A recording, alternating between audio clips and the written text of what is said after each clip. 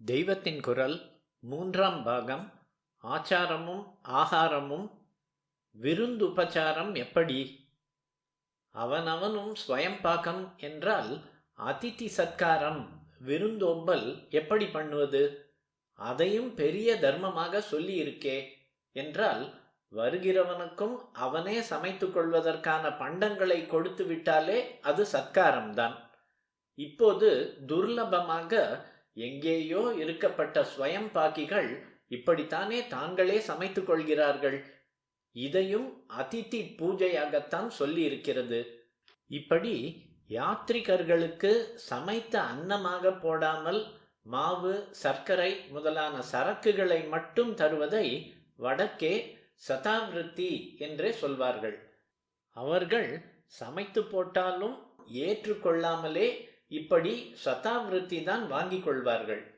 நம் மடத்திலும் கூட சாப்பிடுவதில்லை. ஆட்டா மாவு, நெய் முதலியன கொடுத்தால் மட்டும் வாங்கி கொண்டு போய் தாங்களே சமைத்து கொள்வது என்று அநேக தேசாந்தரிகள் இருக்கிறார்கள். ஆகையால் ஸ்வயம் பாக்கத்தால் விருந்தோம்பல் போய்விடுகிறது என்று நினைக்க வேண்டாம். அப்படி நம் கையால் கொடுத்து நேரே அவர்கள் குஷியில் போகணும், அதுதான் உபச்சாரம் என்று சென்டிமெண்ட் இருந்தால் பால் அல்லது மோரும் பழமும் கொடுக்கலாம்.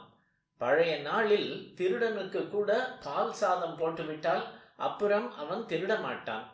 நல்லெண்ணத்தை வளர்ப்பது பால். இப்போது பால் சாதமாக இல்லாமல் பாலோடு பழமாக கொடுக்க சொல்கிறேன். ஸ்கூலுக்கு போகிறவர்கள், ஆபீஸ் போகிறவர்கள், ரிட்டையர் ஆனவர்கள் ஆகிய எல்லாருமே புருஷர்களை சொல்கிறேன். இப்படி 1/4 மணியில் தயாரிக்கும்படியான சமையல் தெரிந்து கொண்டு அவரவர் பண்ணி சாப்பிட்டு கொள்ள வேண்டும்.